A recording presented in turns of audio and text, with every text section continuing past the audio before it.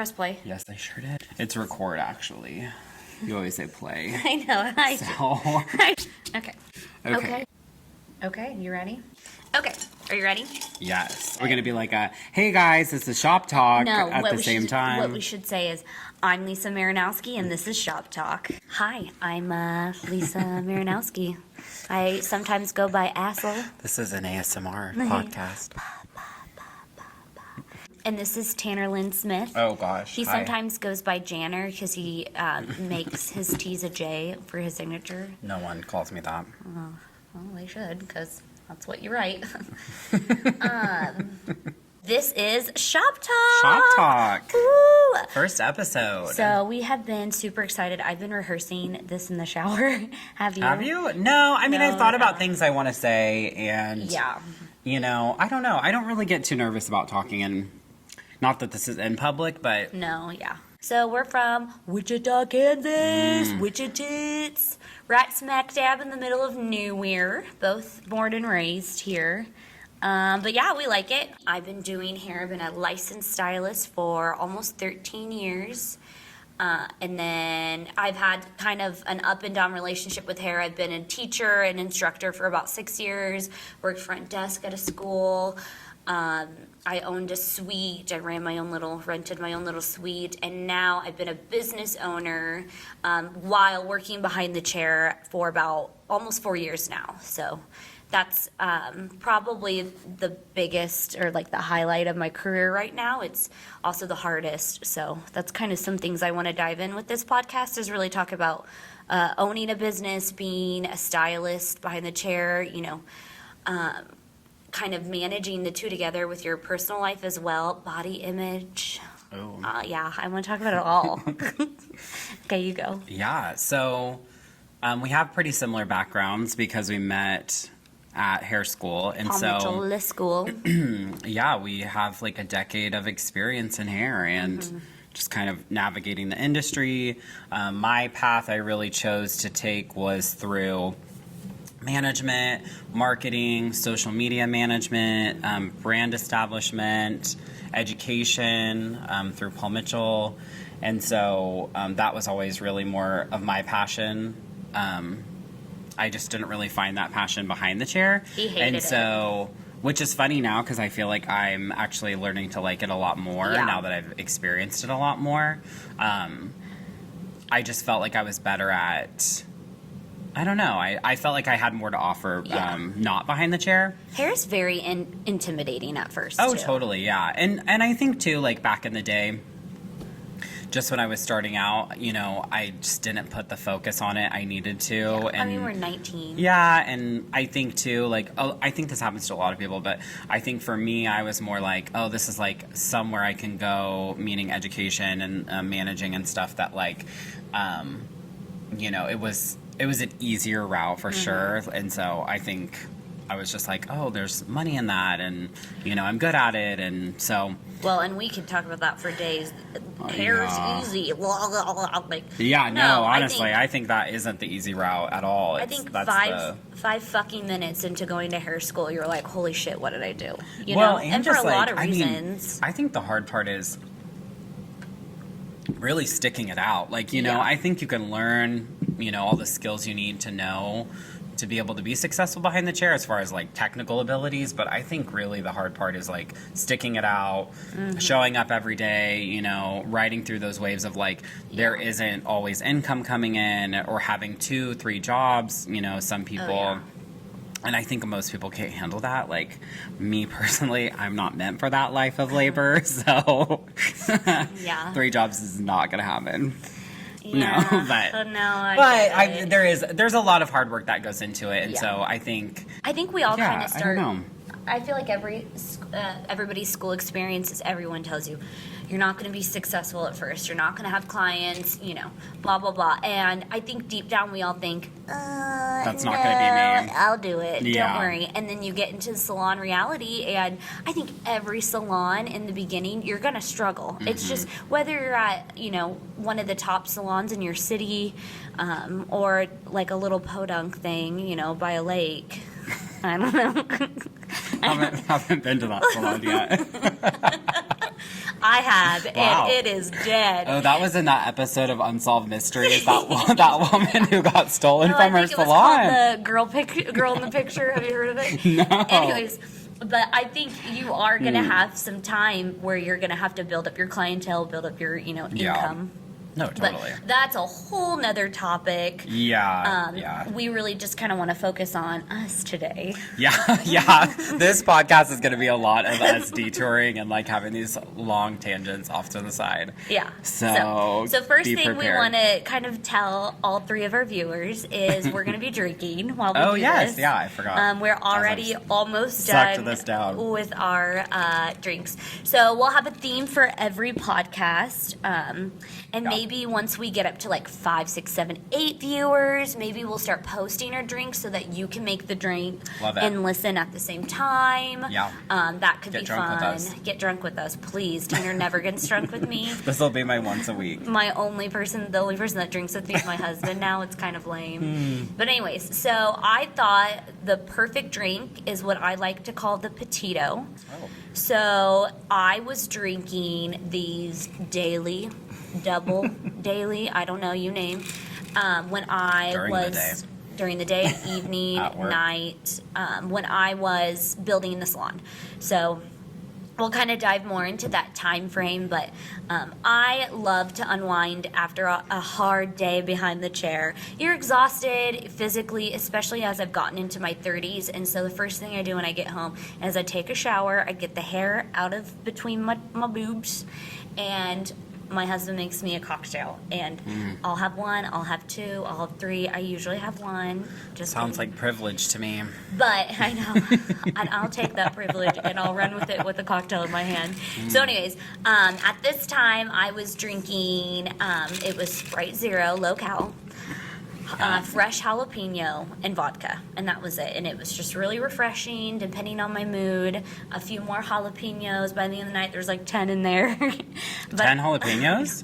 That's how you count your drinks? Yeah. Remember back in the day, how did they do that? There was something that people would do. They would like leave something in their drink. Like their garnishes or like the pop top of their... That's how they like kept tab. count. I The don't know. Dr. Pibb. You can tell I don't drink a lot. I don't know. Well, I don't know what that is. So anyways, I quit drinking these because I turned 30 and acid reflux hit me like a big yellow school bus. So this podcast is also sponsored by Omeprazole and Imodium. Wait, what does Imodium do? Doesn't that stop you? That's for like... Yeah, no, that's like when you're constipated, I think. Like it helps you take shit. Wow. So Well, anyways. I'm 30 also, but I don't have to take all that stuff because I don't drink every day. Start the and morning with a fresh Omeprazole. Yep. Okay, These so Petitos are what cause it. say when. Okay, enough. That's good. You said enough, Jesus not Christ. when. Put some Sprite in that or I'll freaking die. All right. I call these Okay. low cal lit. They're easy. They're refreshing. My husband, when we first met, was obsessed with them. Oh, so every time we say the word million, you have to drink, or we have to drink. But if you want to drink with us, do it. Million, yeah. Cheers. Cheers, baby. Cheers to a million. 1 million. So that leads us to our Oh theme. my god. The episode of the day. It's not that strong. How to create a salon. $1 million $1 million salon salon. drink Oh. in under 5 years. One thing I'd love to point out is our goal was to survive. Yeah. The theme Yes. of the salon is survival. Yeah. I did not plan on having any sort of success, especially this soon. I didn't really know what I want. I didn't even want to own a business. Yeah. I remember when I was doing hair and my dad would say, "Oh, Lisa, someday you're going to own a business." It seems everyone always says that. I when know, you're- and I when was you're like, in- no. Yeah.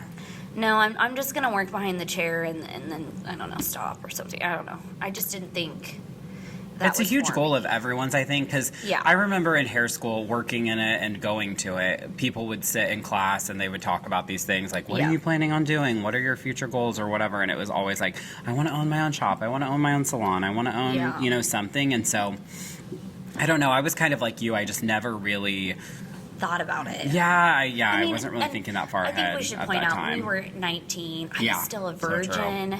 Oh. So were you. No, I wasn't.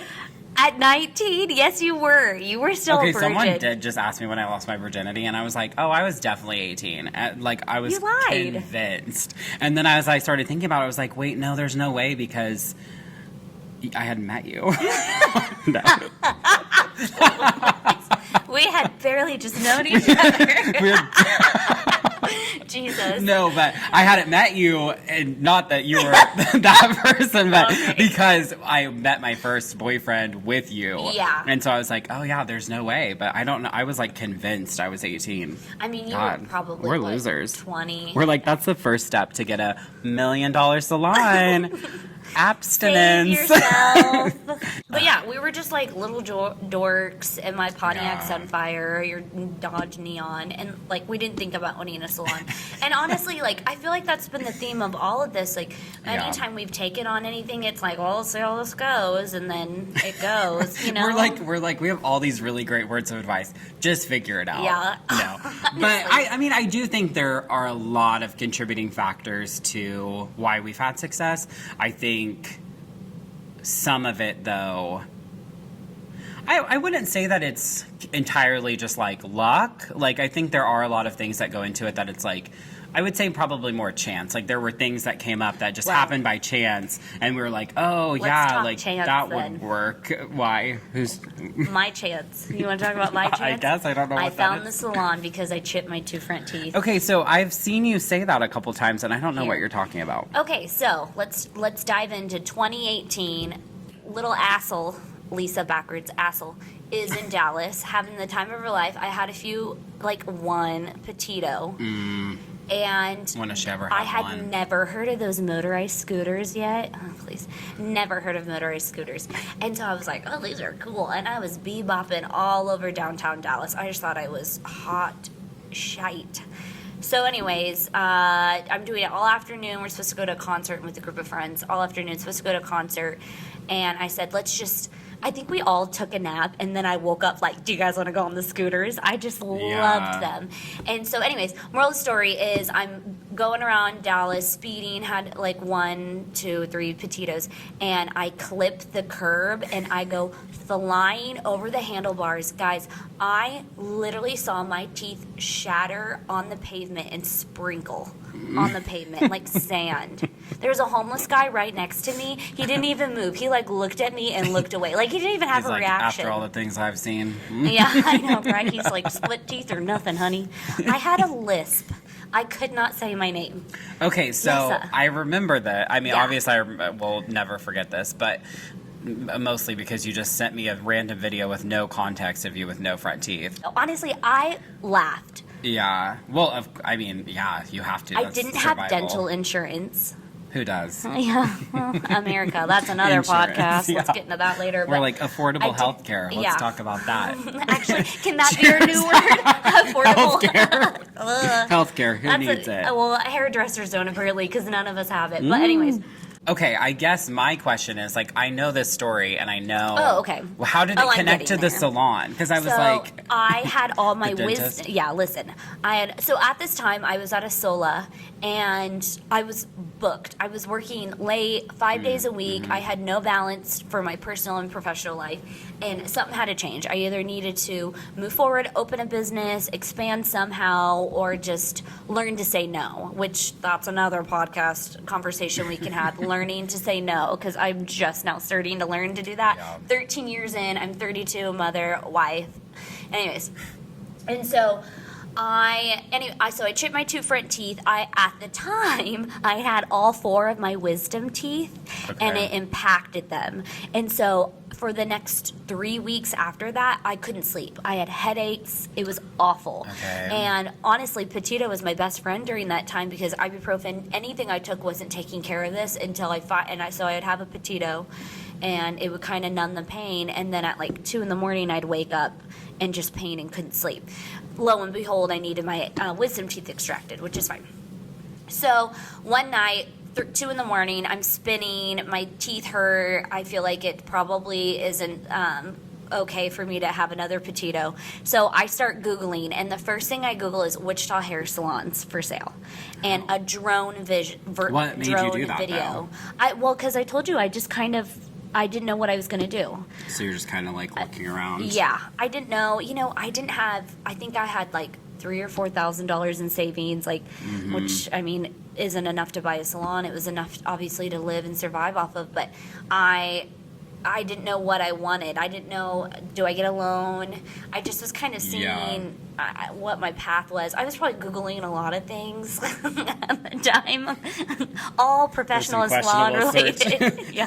Questionable search history. God, I wish I could bring that search history back Honestly, up. me too. Okay, so there's no reason I do this, but I just have my browser in private browser on my phone. There's no reason. Okay, go on. But I kind of wish I didn't, because just some of this dumb shit that I will search, I'm just like, I would love to, like, when I'm like 75, go back and read like all of my search history. Like, that should be, like they say your life flashes before your eyes. It should be like when you die, your search history is just like listed off to you. Because mine would be like, how do you spell orange or something? I don't know. Right, like, no, it'd be so dumb shit. Like, God, I had so what's much respect the death penalty for her. in Indiana? Our first special guest. Who's behind door number 1? It's Kevin. Kevin, come here. We're doing a podcast. Hey, hi. How you doing? This is Kevin. If you need have any cleaning Oh yes, needs, he's our first sponsor. great Kevin. We need money. Don't break the glass. That's Lisa's anniversary glass. I've already Mother's Day. I get cocktail glasses. So good, right? Isn't that good? Yeah, that's nice. Yay! I don't know, but honestly, we need more interruptions because we get on tangents and then we can move on. Because we were just riddling on. Oh, I know. I found the salon. Oh, so yeah. That So was you found the it thing. online. Okay. I found it online. Anyways, one of the entire story. I found it online. I called the broker for it and said, hey, you guys have it for this price. Any way I can get it cheaper? And he said, well, she's already come down by half. And I said, oh, shit. Because I was expecting him to come down by like 10-15%. No, by half. And so we kind of came in at the 11th hour, though. We did, because yes. I feel like there's a million things that go into it, and I don't think you can really quantify it into like a special recipe or whatever. Yeah. But I really do feel like timing is everything. Yeah, so she had the salon listed for, I think, a good year. And I think she had some potential buyers over and over a million. I'll drink with you. Cheers. Potential buyers a few times.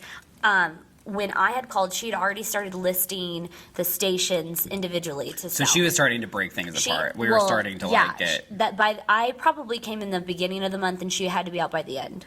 So this sale. So she was at the point where it was no longer like a business sale, and it was more of like an asset sale. Like, let me sell off all of the actual like parts of the business that I can to make any sort of dollar amount. So I came in with whatever cash I could kind of scrounge up and just bought everything out from underneath her. Yeah. And it was a 5-chair salon, and in 4 weeks we turned it into a 10-chair salon. Right.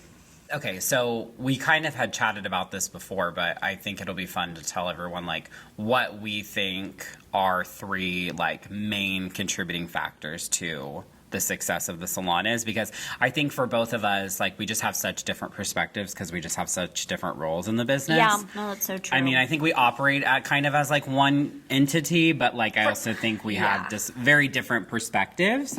So the first thing we should say is like, who's more important? I'm gonna. You can. You think, can say, but I think everyone knows. Yeah. So it's really just the we'll leave it up to court of public opinion. all 4 of our viewers. Court of public. Okay.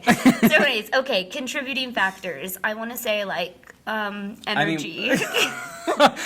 Like I want to say just like vibes. Vibes. Like definitely vibes. Okay, so.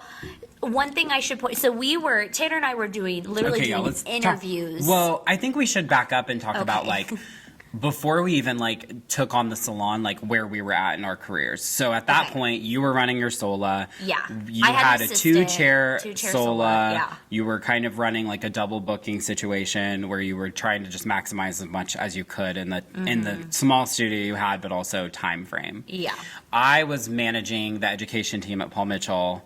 So, like, a staff of, like, maybe 10 or 15, and then, just helping with, like, student advising and all of that.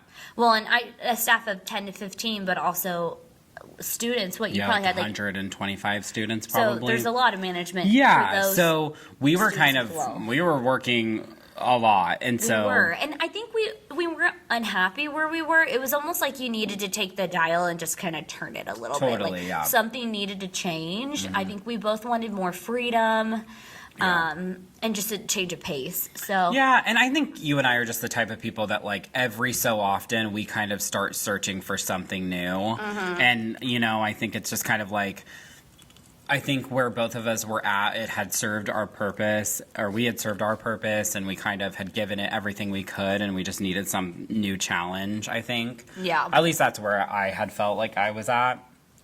And Yeah. so.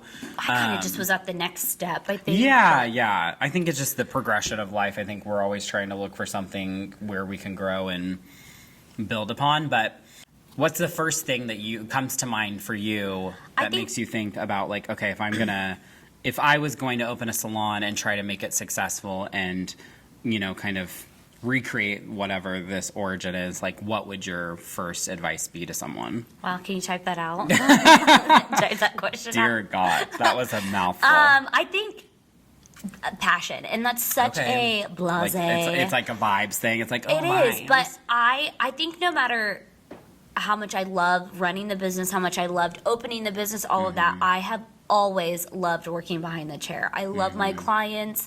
I have had clients my entire career. I've had clients that have been with me for 3 hours, you know. I love the creativity it gives me, the freedom, the income it's given me. Like, of course, that's always going to be a contributing factor. And so I knew no matter what I did behind the chair could support the salon. Yeah. And I love working behind the chair. So It's it was funny that easy. you say that, because that was actually the number one thing on my list. It's the way I wrote it was a lot more business than the way you wrote it. Yeah.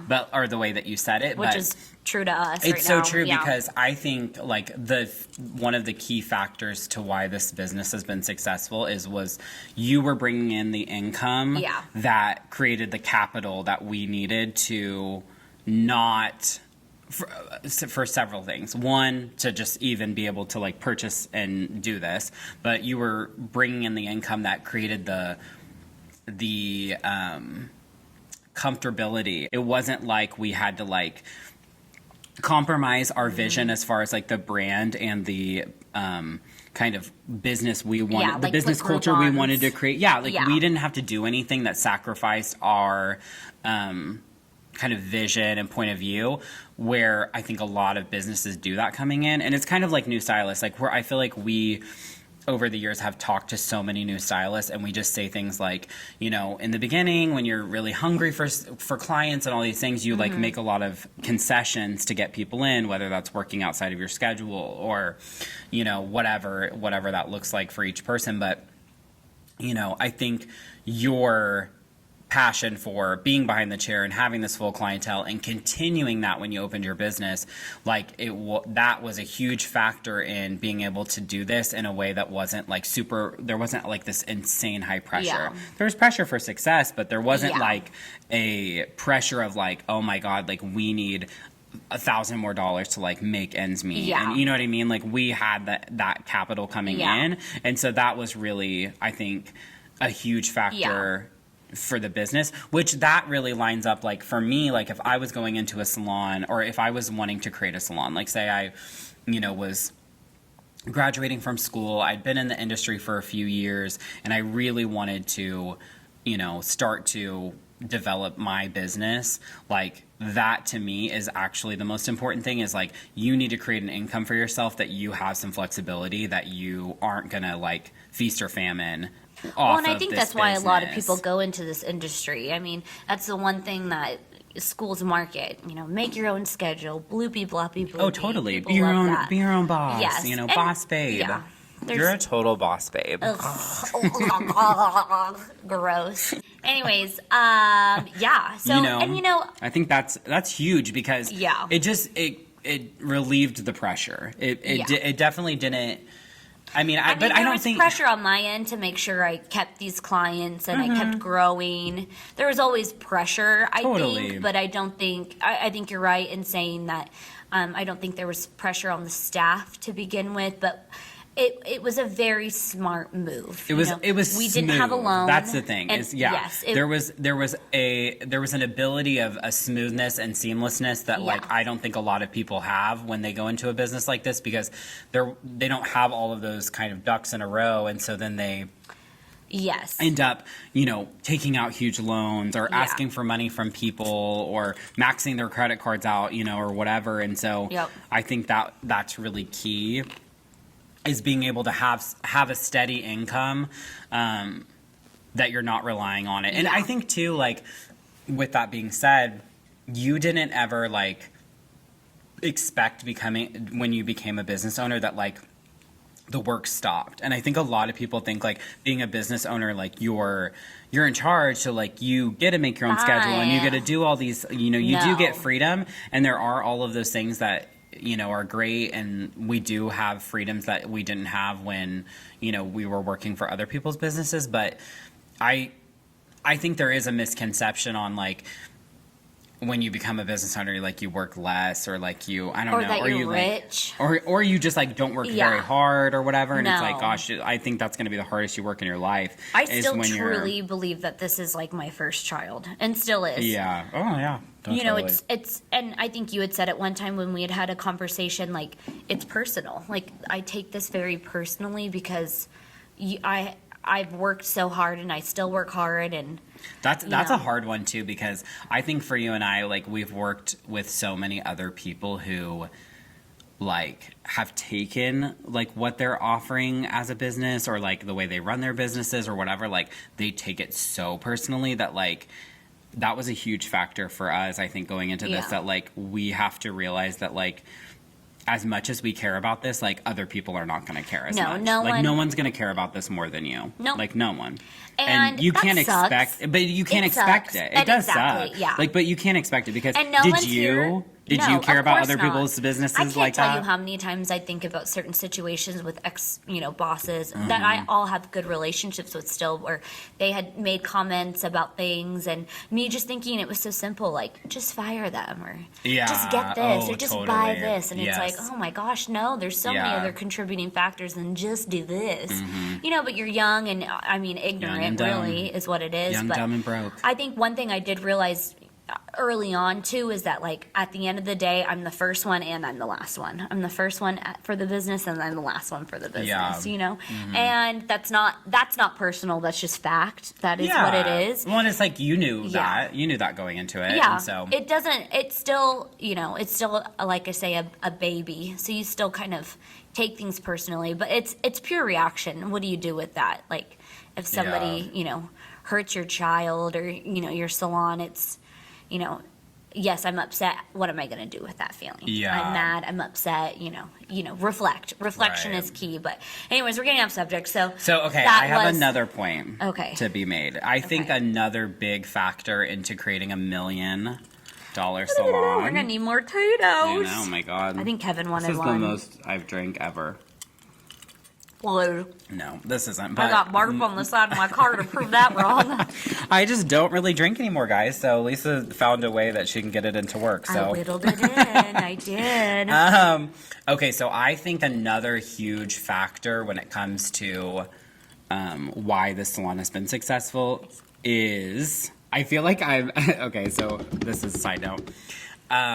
Sometimes when I talk, I feel like I channel the parts of elementary school when you had to write like paragraphs and it was like you have to restate your. Do you remember that? Like you have to restate your point. So it's like, or you have to restate the question. Like the thesis. So remember the question's like, why is the sky blue? Well, the sky is blue because I feel like I talk like that in life. So that's annoying, right? Anyways, so my second one is location, which it's so funny with business. So many people just say location. I find that that's an old school mentality. Like, I don't think that the location of your business makes or breaks it to a degree. I think, no, the statement comes off very much like that's all you need is location. Yeah, like if you get this prime spot, you're going to be super successful. They'll just run into your business. And I think once upon a time, that was accurate. I think that actually was the way that businesses worked.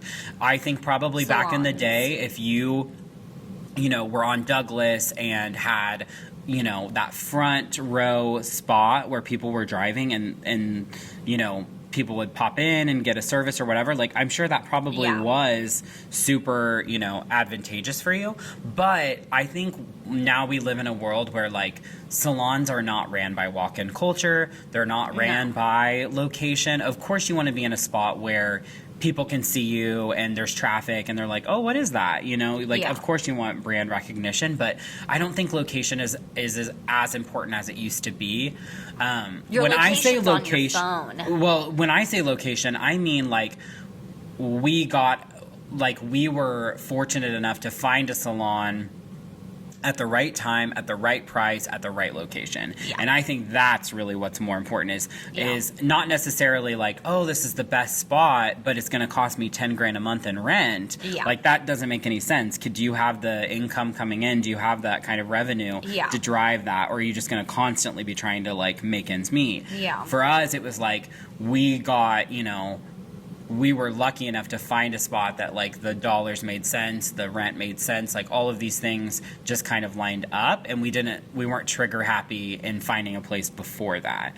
And so again, like when I said earlier, timing is everything. I think, you know, we did find a kind of Goldilocks place that I don't, you know, like I just don't think that like we would have had as much success. The salon was very reasonable rent wise. It wasn't much more than what I was already spending on a 2-chair salon, and this was 5. A 5-chair salon that we doubled. So I went from 2 to 10 and, you know, upped up my rent, of course, a little bit, but affordably.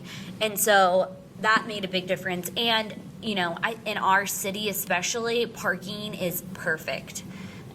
There's a parking garage behind and on top of us. There's parking in front of it. I was a little upset when we signed our lease because I wanted designated parking for the business, and they said no. That's been an issue. Hasn't been an issue, and people in our city really care about parking. Oh, I mean, I do. If I have to go to a business and it's super annoying, I mean, even restaurants or bars, I'm like, let's not go there. It's like, that's the first thing you think of, especially here. Literally. It's like, oh, parking sucks, or God, they're great. How many times do you hear yourself becoming your parents when you say, I really like, you know, such and such place, but they have no parking. And I've got a big yellow school bus of a car, so that's already, I barely know how to drive that, let alone in no parking areas. So but I did really felt like location as far as like, not necessarily geographically, like I felt like this was like the best space. It is a great space, like being in downtown, being in Old Town, like we're in the middle kind of everything. I people do recognize definitely it. Like this is definitely a place that people come to just to like hang out. So I think that's really important. But I mean, just to touch on walk-in culture again, like I just don't believe walk-in culture is really a thing anymore, at least for our business. I don't know for other salons, but I think in the 4 it just doesn't years exist that anymore. We've been open, I think we've had 12 walk-ins. Maybe, I would say maybe.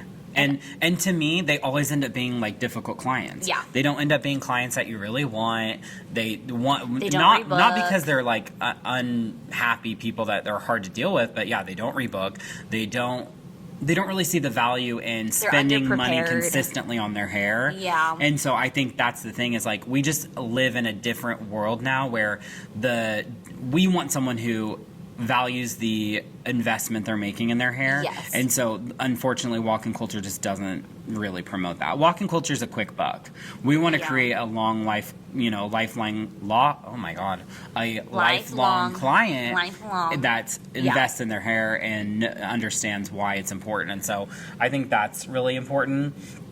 And I think to also weigh in again, I feel like we've kind of hit this a little bit, but like finding a space that financially makes sense. You know, it's like you can't, I think for us, like, of course we want the world when it comes to like stations and artwork and signage and all, you know, all these things. Like, of course you want those things, but when we started this business, we did not make frivolous decisions when we were purchasing design elements or mirrors or whatever. Like we really made smart, I wouldn't really say frugal, but like smart, like very like frugal. Don't spend money that we don't need to spend. And I find a lot of people like will build a salon that's, you know, they're spending $100,000 in a build out, and it's like, it looks great and pretty, but like, do you have people in your stations? Like, do you have clients in your chair?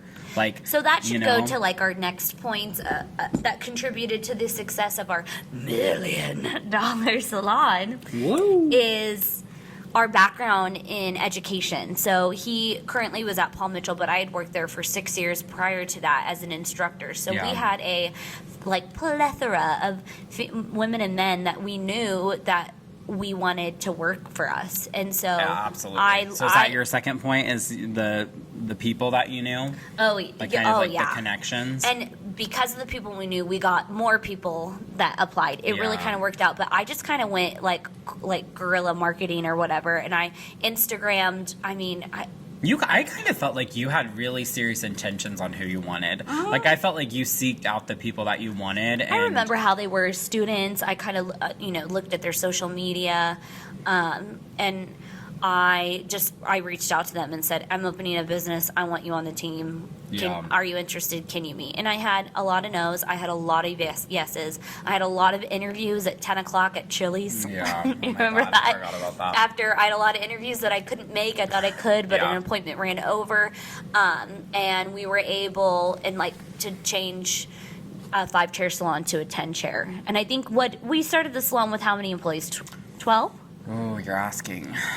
I remember the numbers. last employee we hired, Tanner, was like, oh, no, we're not doing this. I think we had 9 stations at that time. He was like, where are we going to put a 10th one? I don't get it. Who was it? It was the last interview. Remember, we interviewed her in the salon. The salon was dust. There was dust everywhere. Man, so she had reached out wild. to me on Instagram. I was in Iceland in a wake at the time, and that's a whole nother story, the Iceland story. And who do you think you are? Just like going and I know, traveling while you're opening a business? It's called Groupon. You should look Your into third it. point should be the success is Iceland. to your left. Oh, no. We're still The person talking holding about down the fort the while second- she's gallivanting through. What's Schönkenflor. the city you were in? Oh, Reykjavik. Reykjavik. Yeah, in sunny Iceland Meanwhile, in I'm January. answering plumbers' phone calls. Okay, I took a few. Well, okay, anyways, so we had a 9-chair salon, and a girl, interviewed. I really liked her, and so I was like, let's do it. And so we scrounged up pennies to do a 10-chair salon. You have such a good memory because I literally don't remember. Oh, I remember. I remember us the interview, arguing, but I 'cause don't you were remember like, the. No, and I remember being Where like, did we put the doing station? We put it. It was, I think, this station over here. Because remember, we just had 3, and there was 2 originally. Okay. So Wild. yeah, it was crazy. But For those of you that are just listening, we're in the salon. So if you're watching on YouTube, you'll be able to see like the salon in the background. But if you're just listening to the podcast, we're in the salon. So. presently, so check out our TikTok. Yes. Anyway, so that really creating the staff, and a good probably at least 60% of the staff that we hired is still with us. Yeah. Maybe a little Yeah, bit. you know what's funny is we really didn't have turnover for a while, and then Almost it just a kind of year. happened. I felt like we had a lot, but it wasn't a lot of bad. Luckily, we haven't really had any horror stories or a ton of horror stories. Yeah, we have a horror about past employees, but Yeah. usually it's they're moving out of state, or they have to they became a mom or whatever. You Yeah. know, there's so many things that luckily it's talk to most positive everyone, changes, yeah. and it's not because we had bad relationships. So I think that was key for us too, is a big part of us opening a business. We had worked in many different places that we knew we didn't want to create. Our culture was super important, that we wanted to create a space that people felt like they could work in long term and flexible. Yeah, we just didn't want to. We all have worked for people we hated, and we've worked for people who micromanaged us, or just didn't see our worth or whatever. And so we just really, that was super key to us. It's we want to create a space people want to work in. We don't have a salon. The girls don't have to come in even if they don't have appointments. We're really big on, hey, our online presence is huge. We do online booking. So we really make sure that the girls have their books open, but I'm not going to have them sit up here. For one, that's annoying to me. Them just sitting Yeah, and hanging out it's and like moping. loitering. Ugh, I don't like it. Come here, work your Yeah. booty off. I'd love to see the staff, creating like community or creating a lot of traffic for themselves online, but you're not going to do that when you're sitting at the salon staring at yourself in the mirror and, you know, cutting your split ends. You know what I mean? Like that's not. Are you talking from experience? Yeah, honestly, I am. And so to me, I think creating that environment, getting the staff to fill it really was a big factor. So some things I should point out too with the salon, we had to open in 4 weeks, and that was a financial decision. My rent started January 1 of 2019, and I gave myself 4 weeks to get this business open. And in that 4 weeks, I was in sunny Iceland. I had booked a trip. And so I wasn't going to cancel. My God, that was silly. And so I went to Iceland for a week. I mean, I literally was on the phone. Tanner was on the phone as well, but I was on the horn with like AT&T at a gift shop outside of a iced waterfall in the middle of the, what is that, the Atlantic? The Indian Ocean? No, Atlantic. Pacific is. Oh God, that is like one of my biggest pet peeves when people say that. But in the middle of the ocean, you know, trying to grow this business, I believe we came home at like 10 a.m. and I had a meeting with the sign guy at like 11. Oh, wild. No sleep, anything, and we just kind of. I remember it. I don't know why either, but I just kind of hit the ground running, and so I gave myself that 4 weeks. In that 4 weeks, I could not get a small business loan. I looked like an idiot at the bank with like a sheet of paper of like, I need X amount of dollars, and they were like 10 million. Please. Yeah, please, thank you. Million. Shoot. I'm almost out. Me too. Should we get more? No. Yeah, good call. So we ended up putting everything on a credit card. And I'm gonna be 109% honest with you guys. Tell them the truth. I put $30,000 on a credit card. Wild. We're I like, don't max out your credit card. Yeah, I did. I maxed out my credit card. I literally, it was so bad to where I don't remember that. Put the money on there, and then I would pay a little bit off so that I could put more on there. Does that make sense? And I remember because we had our first employee meeting, and I told you guys like, do not spend more than $300, and you guys came back and you were like, we bought gold-plated silverware for everyone, and I was like, no, like it went through. I have no idea how it went through, and I was like, oh my God, they could not have done that. I was freaking out. We accidentally stole a cabinet from Target. Yeah, they were like, good news is they accidentally stole a cabinet. I'm like, well, great, that helps. We still have that cabinet. Yeah. But anyways, and so that was a big, so risk, I should say, is another theme for all of this. Like, but you have to think though, like starting a business, like, and you put in $30,000, like that is like chump change compared to like the amounts of. And I knew it at the time, but it was risky. I mean, putting all of that on a credit card. I remember sitting at a restaurant when I didn't get the loan and talking to my ex now at the time and just thinking, how are we going to do this? You know, like, are we going to get another loan? Are we going to figure this out? Are we just going to, and I thought, I literally applied for more credit on my credit card, got approved, and said, okay, here's my budget, and let's just see what happens. Honestly, I think that's like kind of a godsend because it really was. Then you're not, because that's the thing is like with those loans, like there's so many loan things that you can get that's like up to $100,000, and it's like you'll just end up spending way outside of your means because you have access, where I just don't think that's important because I mean, I think it was like 6 months into us opening the business. Paid off. We had no debt.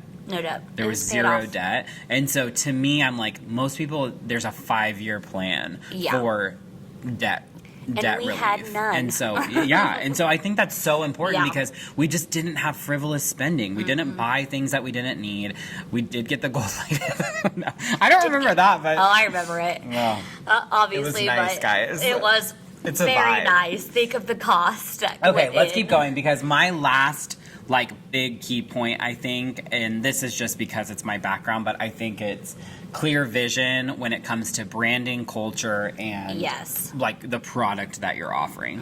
Because a salon's no different than any other business. It's like you have to have a very clear point of view and a perspective, and I think coming from being in this for as long as we've been in and just knowing the people that we've known and kind of just having that touch to the industry, I think we just had a very clear idea of what we wanted.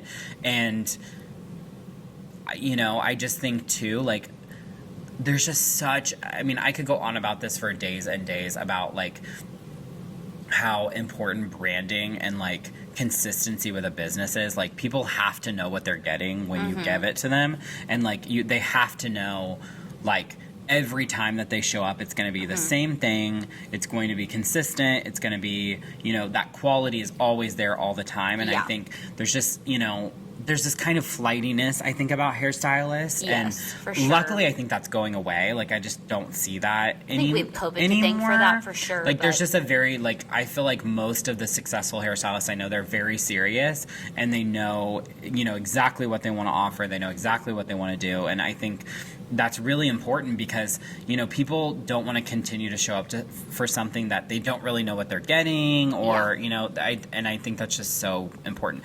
And another point,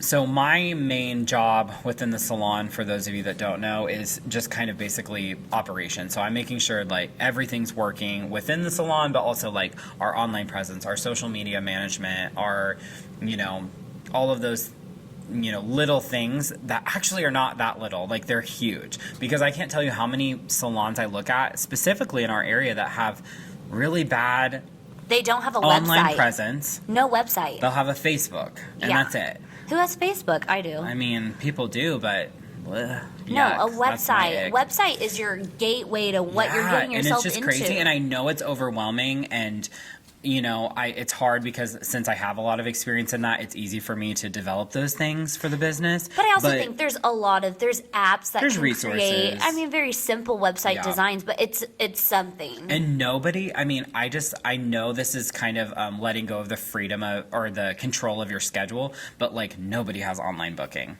Like, almost all of the downtown salons that I've looked at don't have online booking, which I think is just so crazy. And that's not clientele You guys, anymore. Just to share some stats, like, we get close to 200 online bookings a month, like, per month. Like, that is so many clients. And so many of those people, like, I would say, I think the last report I pulled, 47% of those were new clients.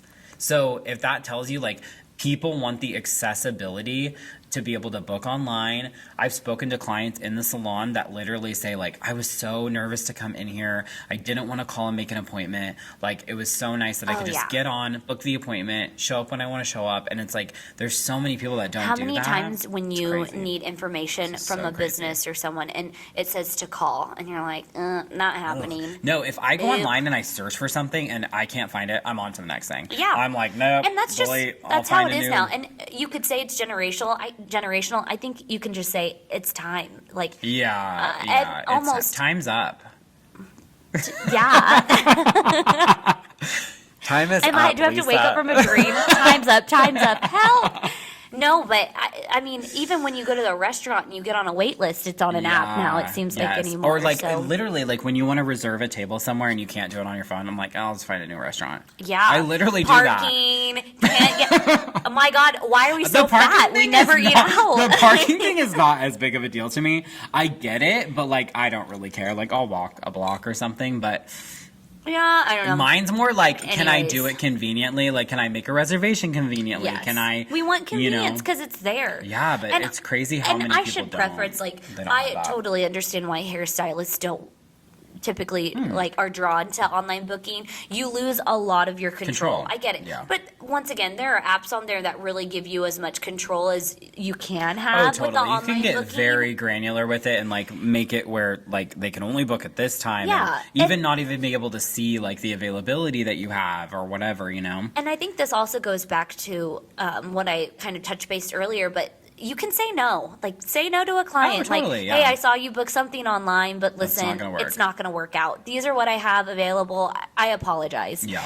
People, especially now, I think, given the circumstances of the last couple of years, they're a lot more flexible than you give them time for. Now, I'm not saying cancel appointment because you're just, continually cancel on a client because you're just not feeling it and then get mad at them when they don't rebook or they kind of call you out for it. I mean, that's a whole different storyline, but I mean, I think there's something that I've really had to learn in the past is to say no and to set my boundaries, and I'm still learning that. But anyways, do you have a third point? No, you kind of talked about everything. Okay, that's, I guess that my is third point is rude. Tanner, and I should also, It should be. yeah, he really is a third point for me. I guess, because I knew when we were looking at the salon, and I kind of approached him that I wanted to open this. I remember we were at my Old God. Chicago, and I said, "Listen, I want to do this, and I'm gonna make it work as possible, but I'm not doing it without you, and I need you." And I knew I needed him because I needed. She needs me, guys. Well, You heard it here in this first. one area of my life, I'm pretty No, good everywhere. everywhere else. But anyways, I knew I needed somebody for a go-to for my staff. I knew I was the finances. I was, the clientele that would hopefully drive in more clientele. I knew I needed to be behind the chair making the income for the business to succeed. So I needed someone on the other end doing everything else. Here I am. I needed staff members to have a person to go to when they were upset, when they were happy, when they wanted change, when they didn't want change. They needed that culture. They needed that go-to. Well, and you felt that way because of other experiences. Yes. Like, we've all felt like we've been unheard, or we've all felt like we're just a work, we're a workhorse. An ends to a mean, we're here to yeah. make a dollar, and nobody likes that. And so it's like, I think when you don't have that space reserved for the team that you have to be able to come forward and say Yeah. how they feel and share their opinion, and But I I didn't think know it's just- everything. I don't. well, and I brand mean, I management don't think isn't any my of forte. us do. Yeah. I think collectively you need your team. And so, I mean, without that being said, we're talking about some of the business things that we've focused on to create a successful, salon. But I also think, I mean, you can't do it without your team. Like, you literally, none of this is possible without the people in your salon. And so I think that's a huge part of it too, is like, we tried really hard to pick people that we knew would be long-term investments. And, we just love, everyone that we work with so much, and it's like, Yeah, we it's really friendly, do. but it's not friends. Like, we've never crossed that line of like, we don't really hang out with our staff. There's minimal moments, like big special events that we do, but like, we like have a really great, fun, friendly environment, but we've really maintained those boundaries of like, no one's really that close with each other. Like, we see each other here and we create a really fun environment, and we're close, and we talk about life and all of those things. And, we've had so many Yeah. clients comment on that. Like, so many clients that are like, this place is so fun. Like, or I've had people who, they've been with their stylist at their previous location, and then they've come here and they're like, man, like, the vibes are so different. Like, they're Yeah. like, wow, like, you guys really are I can just tell you're having so much fun. And like, that was so important for me, and I'm sure it was for you too, that we create that kind of space. And Well, having come from a sola too, where it was just me and then me and my assistant, Yeah. I knew that was important. But I do think it is important to, once again, boundaries. I feel like I'm great with boundaries. And that's, I think, the thing Really too, is talking like, about that. Lisa has talked about this with me a lot, is like, with having someone that manages the business, like, it's a lot easier for me to say no to people that I have no emotional investment in. So like, if it's their clients Yes. or, whatever, I can tell them no any day of the week, or tell them, the cancellation policy or whatever. Yeah. Have the hard Yeah, I can have the conversations. hard conversations because It's there's no support. attachment there. Yeah. It's like, and so Staff needs support for sure. and so I think it's nice to have that kind of person that can handle all of those things. And So oh my gosh, I think go ahead. I was Sorry. gonna say, I think we're almost done, but what were you gonna say? Well, I was just gonna say, I'm so excited for future episodes and like what we have to talk about. Like, we have a long list of things I think that we want to chat about. You and can only see. Yeah, literally. So we're kind of looking at, for our next episode, just what we want to do. And so we'd love for everyone to weigh in on what they would like to see. So some of our ideas we've kind of talked about. No, pull it out, that travel quencher. We've talked about like talking about client nightmares and some of that. Salon icks. What was Yeah, another thing? salon icks, and like just some of the things that like as providers we hate, or just things that are hard to deal with. I don't know about you, but my goal is for this to reach. I want it to reach a lot of stylists, especially Yeah, locally. totally. I'd love, some of the schools to get invested into this, but I'd like to reach out to clients with this. Like, I would love if clients could, tell us, can you talk about this? I've had this moment with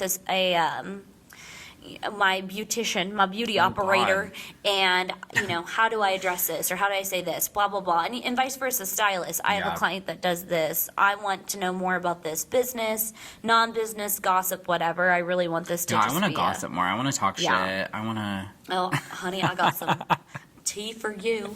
Anyway, so for our first podcast, we're doing a little giveaway. Oh my god! And it's a big Stanley Cup. Ooh, wow. shiny. These are hard to get. They are. No, shout out to my sister-in-law that's a psycho and had like a box of these in her garage. Wow. This is like a power color, This is. So we're doing this as a giveaway, as I mentioned before. So on our Instagram, TikTok, both. Yeah, well, it'll be on all platforms. We'll kind of show. On all platforms. Comment what you want to be the next episode. Maybe make it Salon-ix, make it, a question that you have, anything. Comment. We just kind of want what some you want to know. Content. Yeah, any tea, gossip will be very PR with it. I can tell you about Lisa's personal life. Yeah. We can tell you ask questions about who baby does tea, laundry at their house. I do too. We can talk about the dirty laundry. Anyways, and then we want you to tag a friend. But we'll put this all on our social media. We'll enter and win a Stanley. Maybe we'll do more giveaways. We'll see how this one goes. But can you believe it? We're like podcasters. First one done. First one done. Do you think you're gonna let the fame go to your head, or I'm gonna let the fame go to my chest. Oh, we don't. It's already big. We don't need that. All right, guys. Well, thank you so much for listening to our first podcast. Ooh, if you're watching on clink. YouTube, cheers. We have nothing left, but no more Petito. And stay tuned for the next one. And we look forward to talking to you guys soon. Subscribe. Oh yeah, follow us on things on whatever Instagram, TikTok, if you don't already. Google Earth. Oh my god. All right, bye guys. Bye.